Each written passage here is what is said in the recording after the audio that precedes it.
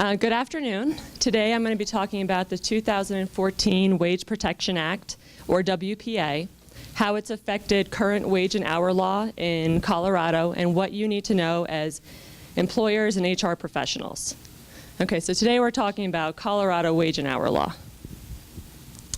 And the Colorado Wage Claim Act has been the law in Colorado for a number of years, and that has been in effect until January 1st of this year.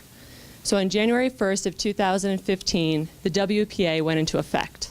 Now this supplements or amends the Wage Claim Act. It doesn't overrule it, it's just adding some more rules and regulations for us.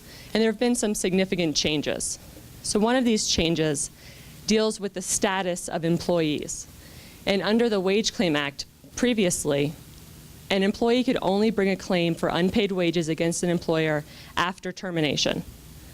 Under the WPA, however, current employees can now bring claims against their employers for unpaid or underpaid wages. Another change is the 60-day deadline.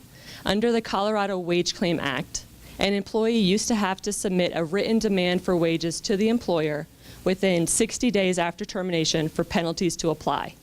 Under the WPA, we've done away with that 60-day requirement. Okay. So under the Wage Claim Act, the Department of Labor and Employment had a duty to inquire into wage claim violations. But under the WPA, this role for the Department of Labor has really expanded. They have a more active role in instituting and investigating wage claim violations, and there's a new administrative procedure. So this new administrative procedure applies to wage claims for $7,500 or less, and it's optional. So an employee doesn't have to use it, but they can if they choose to. And so here's what happens.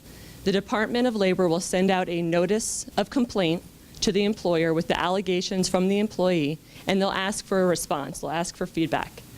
The employer has 14 days to respond, and then the department issues its decision within 90 days. So this is a quick turnaround. This is a quick process. If a violation is found, the Department of Labor will issue a citation and notice of assessment. So they'll tell the employer how much they owe in wages and if any fines or penalties are being assessed. If there's no violation found, they'll issue a notice of dismissal. So again, this is a voluntary procedure that the employee does not have to use, but if they choose to, and the department finds that wages are due and owing, the employer pays those wages and the employee accepts them, then the employee is prohibited from filing a lawsuit based on that same claim.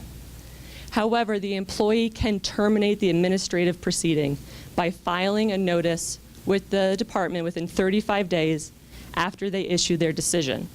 So you could, as an employer, go through the entire administrative procedure, get a favorable ruling, you don't owe any wages, and the employee could say, nope, I'm terminating that procedure, and they could file a lawsuit. They can then file a lawsuit based on that same claim. After the department issues their decision, you have 35 days as an employer or an employee to request a hearing in front of a hearing officer. Otherwise, the decision is final.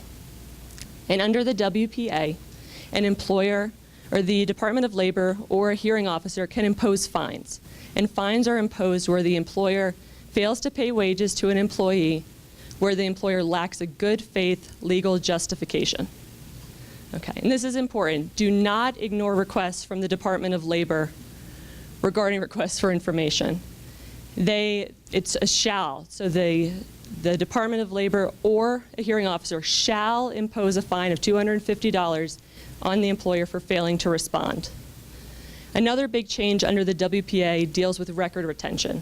So an employer now has to retain records regarding employees' paychecks for at least 3 years after the wage is due to that employee. And those records have to be made available to the department upon request.